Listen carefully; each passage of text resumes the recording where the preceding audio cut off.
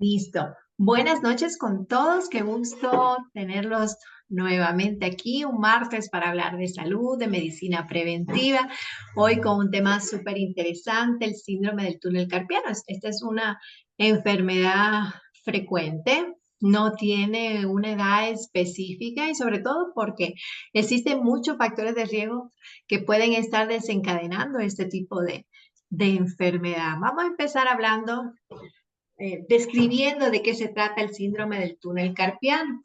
Y de hecho, me tengo que recordar de enseñarles mi mano especial aquí para poderles explicar la sintomatología.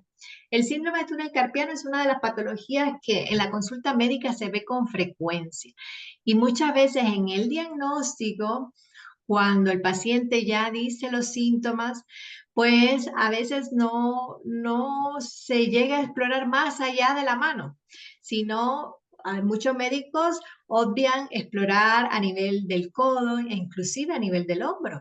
Y eso puede traer por consecuencia que pueda agravarse otros síntomas.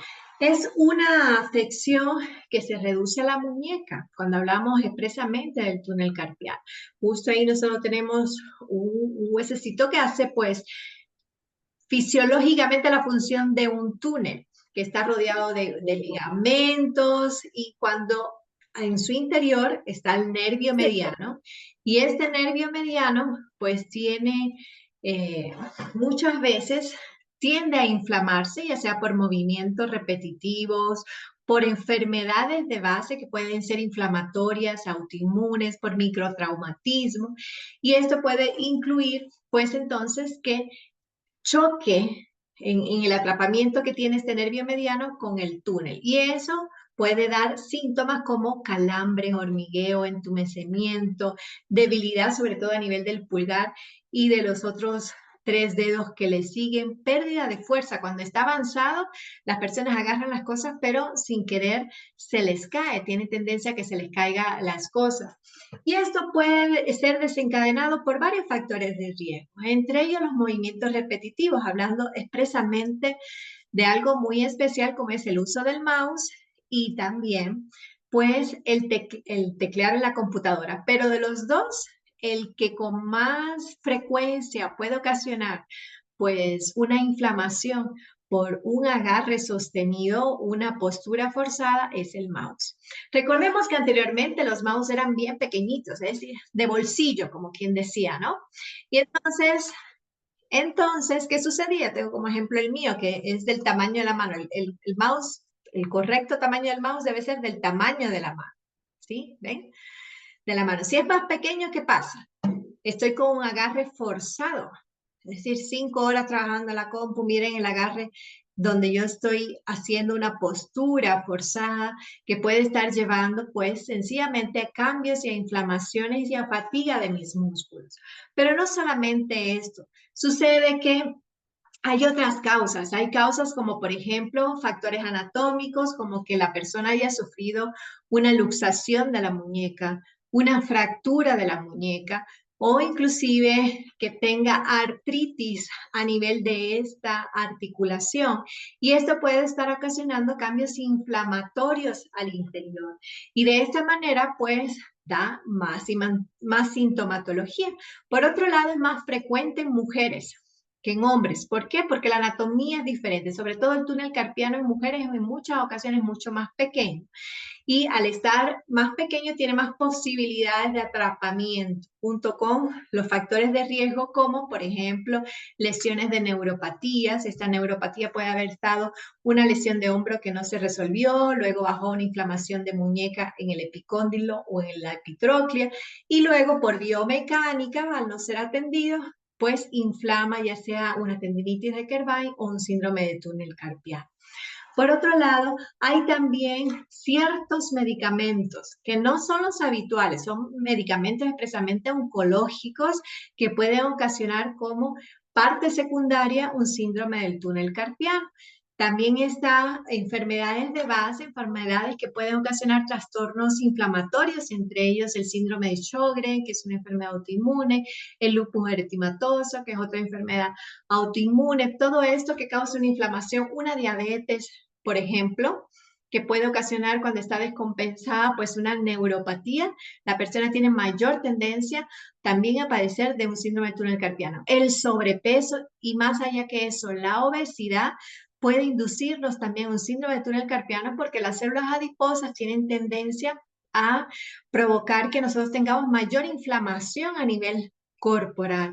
También están dados los factores hormonales, por ejemplo, en estados como menopausia, andropausia, el climaterio o inclusive el embarazo y la lactancia, donde puede haber mayor retención de sodio y agua. Y al haber mayor retención de líquidos, pues sencillamente se expresa en nuestras articulaciones, en nuestro sistema neuromotor y queda con mayor facilidad el atrapamiento a nivel del túnel. Es como un atascamiento de tráfico a nivel del túnel.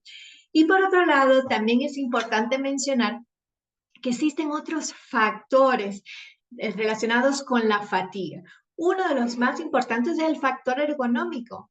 Ahora que estamos con tanta tecnología, que pasamos hace poco pues la pandemia, mucho teletrabajo, las personas en el celular, las consolas de los videojuegos, pues déjeme decirle que estos músculos pequeñitos se fatigan precisamente si no hay un buen tono muscular a los 2 minutos. Imagínese usted que está trabajando sin pausa, está todo inspirado, trabajando 2, 4 horas seguidas en el computador, movimiento repetitivo de sus deditos, pero más que eso es la posición de sus miembros superiores. Hay personas que por lo general solo apoyan a nivel de la muñeca, y entonces trabajan apoyados a nivel de la muñeca, que tienen más tendencia a tendinitis de Kerbein, a túnel carpiano, pero hay otras que apoyan en el intermedio entre el codo y la muñeca, es decir, a cualquiera de estos niveles con el filito del escritorio, y esto conlleva a que haya pues un presionamiento del nervio mediano, y esto puede provocar también un túnel carpiano. La postura correcta es que nosotros tengamos apoyo a nivel del codo hacia adelante, que los brazos estén bien alineados en un ángulo recto, que la muñeca esté alineado con el resto del brazo, y de esa manera biomecánicamente no vamos a afectar ni el codo, ni los hombros y mucho menos la muñeca. Pero ¿por qué suceden estos síntomas? Aquí me traje como ayuda esta manito. Entonces, nosotros tenemos que este es el pulgar y este es el dedo meñique, el quinto dedo, aunque no lo parezca. Pero en este sentido, el nervio mediano viene justo en el dedo pulgar, pasa por el pulgar, pero llega hasta la mitad del cuarto dedo. Por eso los síntomas de calambre, pariestesia, hormigueo vienen desde el pulgar hasta el cuarto dedo. Nunca afecta el quinto dedo, porque el quinto dedo está inervado por otro grupo. Sobre todo, aquí entra el nervio cubital.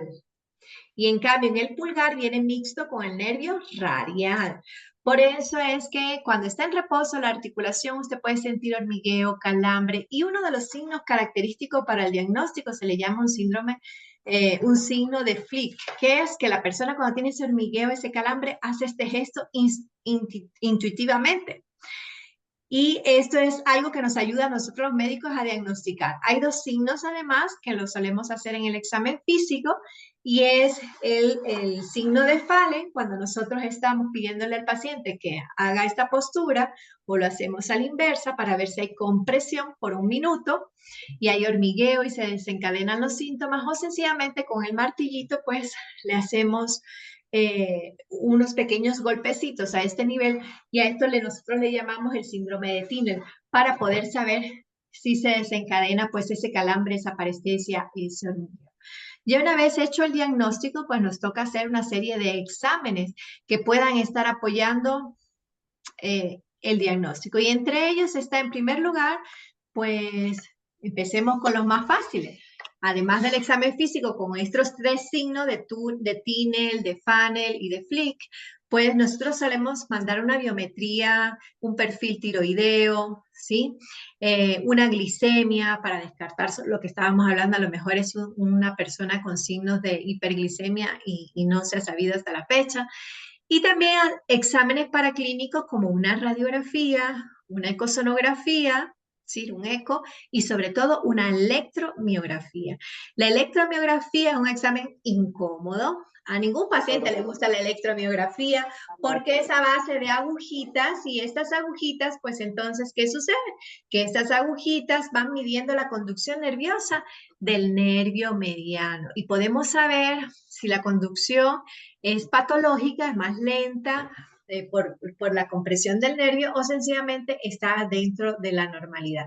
Pero ya una vez que nosotros tenemos el diagnóstico, pues entonces ahí viene la hora de la verdad, el tratamiento, porque depende de el momento en que hayamos hecho el diagnóstico, pues podemos saber cómo va a ser la evolución del paciente. Si es algo que es incipiente, que el nervio mediano o que el túnel carpiano no está con mucha compresión en el nervio mediano y que es secundario un tema hormonal o que es secundario una mala postura o que es secundario una neuropatía, pues controlamos los síntomas, controlamos la parte de base o que es secundario una enfermedad autoinmune, lo primero es controlar la enfermedad de base. Número 2, hay que mejorar la postura ergonómica, porque también otra de las causas mecánicas es la postura al dormir. Hay personas que duermen así, esto es una postura forzada para el nivel de la muñeca. Entonces, si no trabajan en algo que podría ser detonante de la enfermedad, pero pasan durmiendo 7, 8 horas en una postura forzada que puede estar lastimando codos, puede estar lastimando muñeca, que ellos mismos dicen, no sé dormir si no es de lado. Entonces, es dificultoso para mí corregir esta postura porque lo hago de manera inconsciente. Bueno, pues hay que conocer cuál es la postura correcta también para dormir. La peor postura para dormir, boca abajo, porque no nos ayuda a nosotros a la curvatura normal y fisiológica de la columna, sino que la columna pasa más recta y por lo tanto usted no le da descanso a los músculos paravertebrales. Lo ideal es alternar entre decúbito supino, es decir, boca arriba y de ladito. Y vigilar que no hay una compresión directa a nivel de los hombros y además que no hay una postura forzada de la muñeca, ¿sí? Para evitar este tipo de patologías.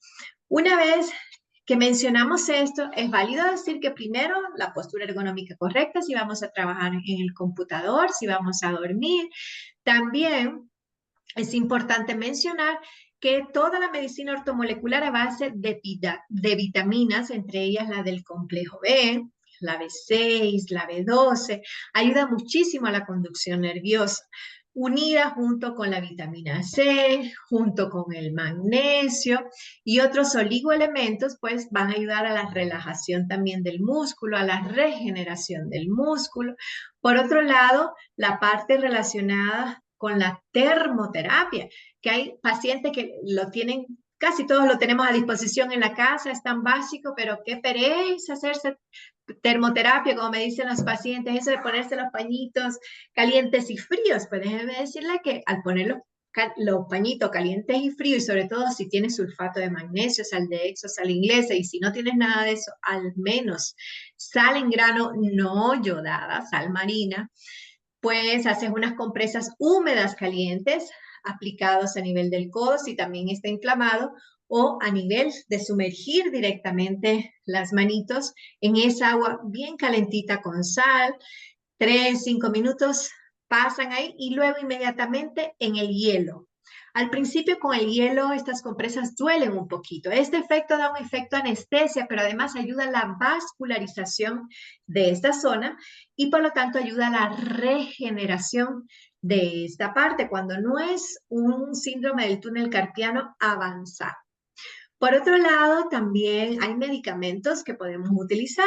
Podemos utilizar antiinflamatorios no esteroideos, sobre todo ahora dentro de la medicina ortomolecular.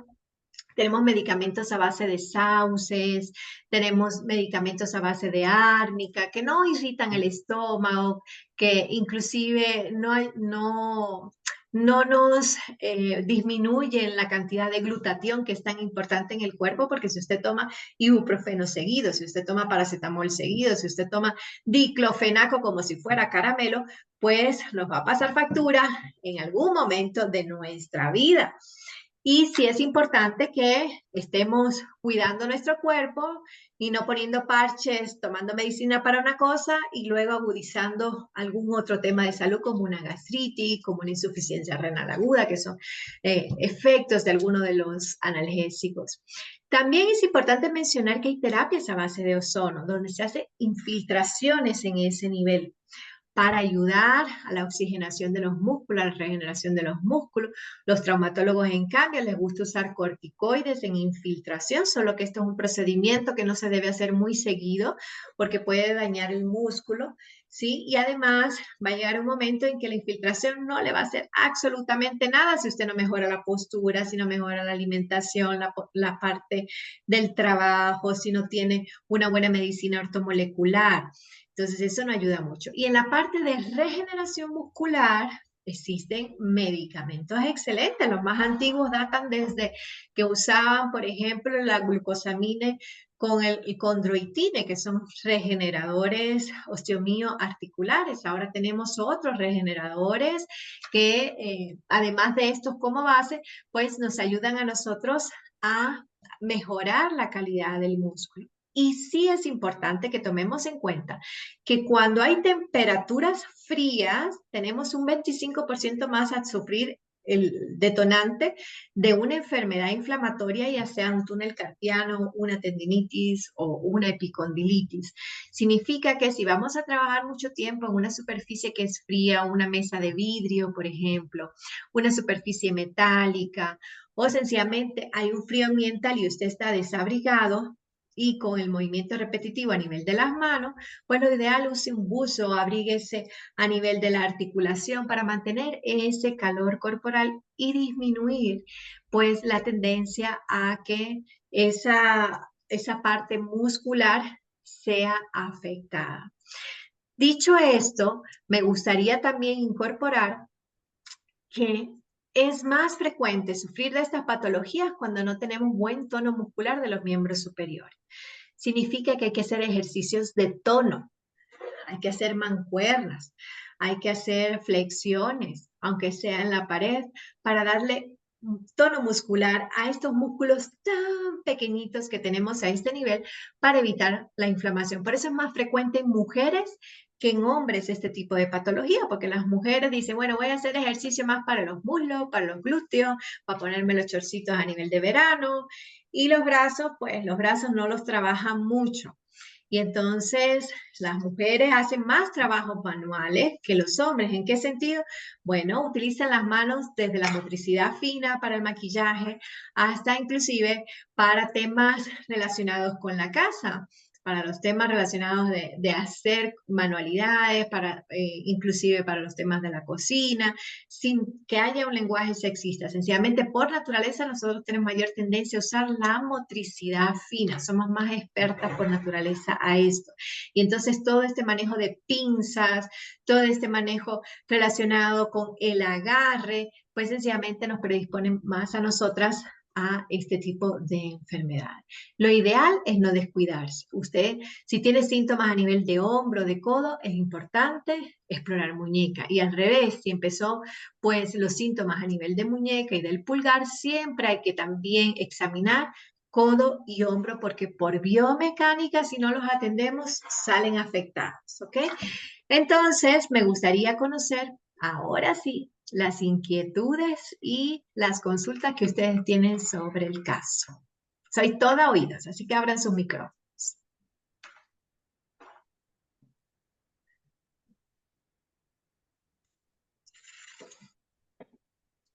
Anita, Minelli. bueno, yo soy un testimonio de todo lo que tú acabas de decir, ¿no es cierto? Mi problema de hombro, de picondio, de túnel carpiano. Bueno, yo soy una verdadera atleta del mouse, porque para mí el ordenador es mi ventana al mundo, como tú sabes, y yo te escucho una vez más y me doy cuenta que estoy haciendo absolutamente todo al revés, ¿no? Sobre todo en la cuestión ergonómica y en la posición con respecto al mouse, a la utilización del mouse. Siempre aquí en la mitad del brazo es donde yo apoyo mi brazo para poder utilizar y yo sí que la paso mucho tiempo en la computadora, tú sabes, si no estoy estudiando, estoy escribiendo.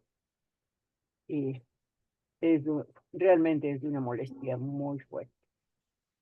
Hubo también en algún momento que el médico laboral en la empresa donde yo trabajaba, que me sugirió la cirugía.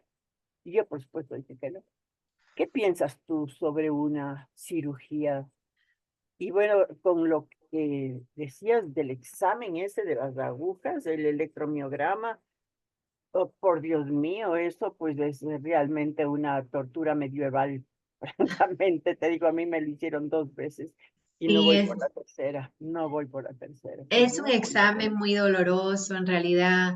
La, Mi querida Nelly, la cirugía es en los casos ya que no son agudos, es decir, son casos crónicos, donde ya hay pérdida de fuerza de las manos, donde ya en el examen se evidencia que hay un atrapamiento del nervio mediano que lleva mucho tiempo y puede estar afectando la calidad del agarre, de la motricidad y de la parestesia, entonces, inclusive de la sensibilidad. Entonces, en esos casos sí se recomienda cirugía. Olvidé un detalle mientras tú hablabas y es que no solo el síndrome carpiano puede aparecer por este tema de las posturas, sino también por problemas a nivel de cuello, de Ujú. posturas forzadas a nivel de cuello, donde pasamos mucho tiempo en trabajo con la mirada hacia abajo, donde hay un ángulo más de 25 grados en subir, bajar la cabeza, que provoca un desgaste de todos los cuerpos vertebrales, sobre todo de los discos intervertebrales,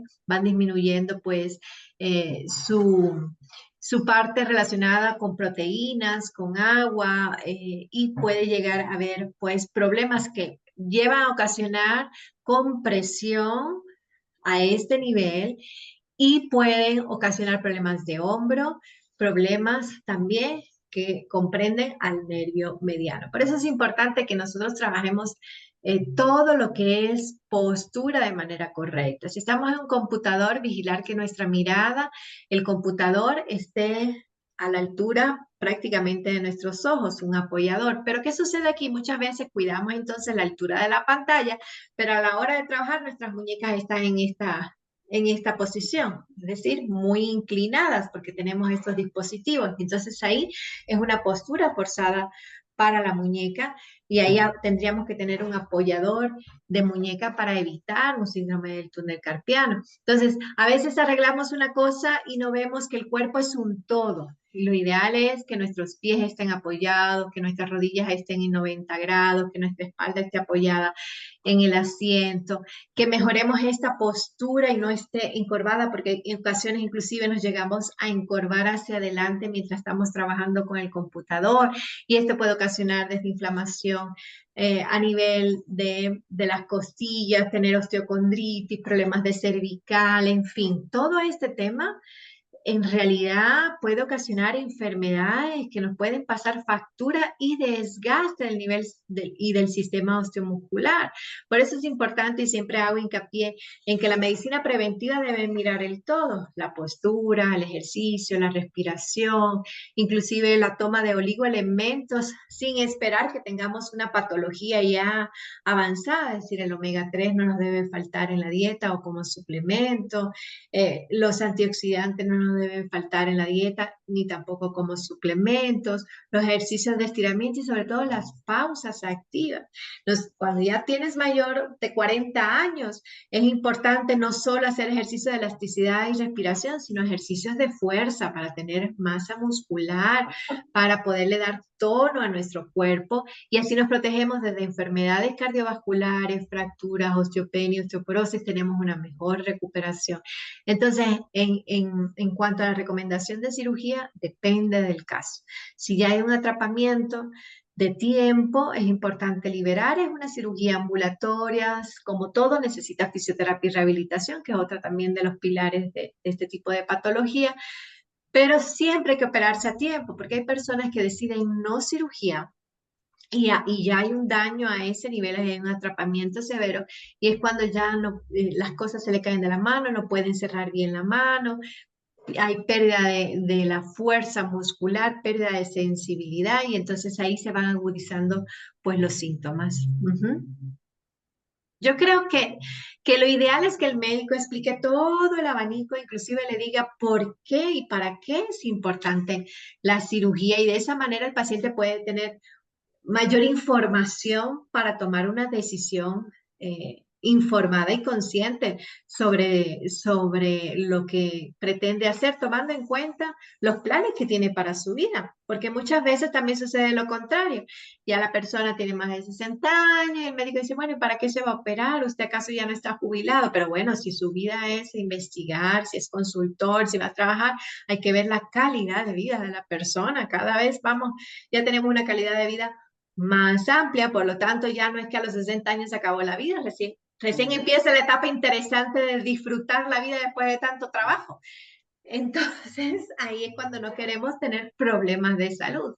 Y por eso es importante la comunicación, tener un estilo de vida saludable y hacer todas las preguntas al médico y si no, pues buscar una segunda opinión, que siempre es importante, no quedarnos solo con una sola opinión. ¿Ok? Muy bien. Gracias, Anita. Con mucho gusto. Angélica, ¿cómo estás? Qué lindo que te conectaste. Muy bien, gracias a Dios, doctorita Hanna. Qué Yo maravilla. me encanta esta clase porque no sé si yo no sé si es parte del carpal tunnel lo que pasa con mi problema de mano, pero a mí se me entumen mucho, como dice usted, mis manos. Y la otra cosa es que, por ejemplo, de repente, ah, como tengo como si algún nervio de mi dedo no me golpea así como muy fuerte o algún movimiento brusco y se me pone morado y me duele. No sé si ese es problema de nervio o qué pasa con eso, porque eso me parece a mí muy extraño que me pasa eso. Sí, sabes que esta es una patología que se ve con frecuencia cuando hacemos mucho trabajo manual, independientemente del trabajo, o sea, tejer, bordar, limpiar, hacer empanadas, trabajar en el computador, para todo usamos la mano, inclusive las maquilladoras profesionales, para todo esto se usa la mano. Eh, y entonces ahí se unen varias cosas. Puede estar sucediendo que no solo tengas un túnel carpiano, es probable que también hay algún otro proceso inflamatorio que esté favoreciendo esto. Si hay exposición al cambio brusca de temperatura, de caliente-frío, puede haber quizás una artrosis de base, ¿sí? Entonces sí habría que explorar. L- Al poder el médico hacerte por lo menos las 3 maniobras que hacemos en clínica, que ya te las mostré, el signo de Tillen, de Fallen y el de Flick. Y bueno, los exámenes para descartar tiroides, porque tiroides y otras enfermedades que también son autoinmunes pueden desencadenar este tema de atrapamientos neuromusculares.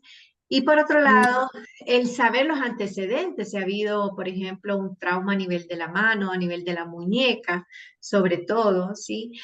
Podría predisponer este tipo de enfermedades o sencillamente también puede estar condicionado por otras enfermedades subyacentes, ya sea, por ejemplo, una neuritis, una tendinitis, la inflamación del codo, que la persona se da cuenta ya cuando está muy avanzada la inflamación del codo.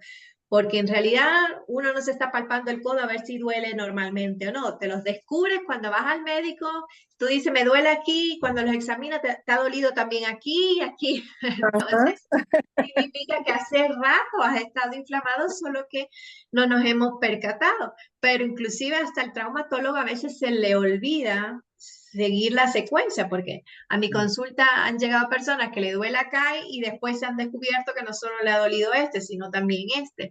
Entonces sí es importante también descartar los temas cervicales y los temas del miembro superior completo. Entonces yo te sugiero el revisar tu control anual, como hemos ido hablando, todo ese perfil tiroideo que hemos conversado en otra ocasión, el examen físico. Yo sé que la dinámica de Estados Unidos es diferente y es por temas de seguro, claro. Entonces, siempre hay que estarles consultando a ellos o a ir directo. Me duele acá, creo que tengo un túnel carpiano, porque a veces ni nos mira, para que Sí, a veces son los pacientes los que le dan las pistas a los médicos. Y entonces ahí te mandarán los exámenes específicos. La fisioterapia y rehabilitación también está en dependencia del tiempo de evolución. A veces el paciente puede estar haciendo 30 fisioterapia y rehabilitación, pero ya es un tema crónico y quizás la cirugía le ayuda más. Mientras tanto, es evitar los cambios bruscos de temperatura en algo relacionado con una actividad manual que no sea la fisioterapia que hacemos, que estamos diciendo ahora, la termoterapia, de cuando estás en casa, hacer pues esta exposición. Usa las sales de Exxon, que tú las puedes encontrar en Costco, la puedes encontrar en Walmart, y entonces son muy buenas porque son antiinflamatorias que ayuda a reducir todos esos residuos que tenemos productos de la inflamación y calma muchísimo el dolor. Entonces, usa el agüita calentita con sal de Epsom diluida ahí para hacer los cambios entre calor y frío y toma magnesio que puede ayudar a bajar la inflamación, pero hay que ver cuál es el detonante que ha ocasionado esto. Estas son algunas cosas que pueden servir de paliativo, ¿sí?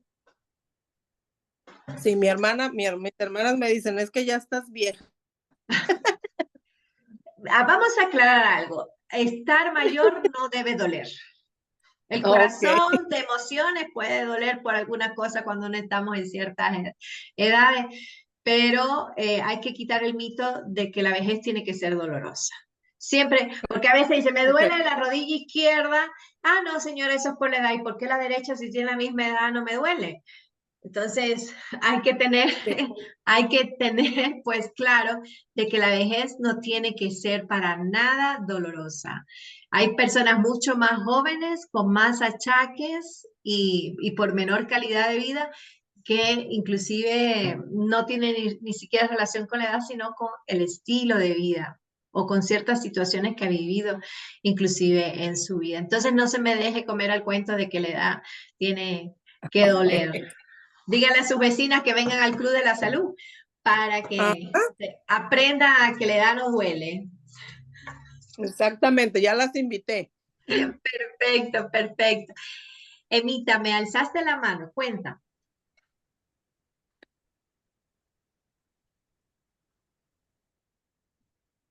Emma,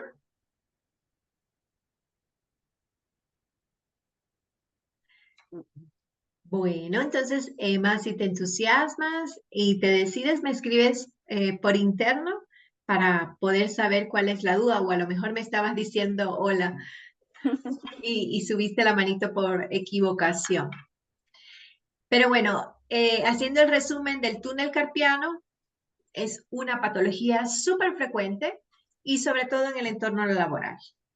Inclusive la he visto en niños por temas de videojuegos con este movimiento de la consola sin apoyo de los codos. Por eso es importante vigilar y enseñar a nuestros chicos desde pequeño la parte ergonómica para que esto no se convierta en un problema crónico cuando ya pues ellos están en la etapa donde están más expuestos a la tecnología por el colegio, donde tienen que hacer más deberes y entonces ahí pues sencillamente puede haber dolor. No, no hay que descuidar, no es un tema de edad, sino de exposición y esta puede ocurrir a cualquier edad, ¿no?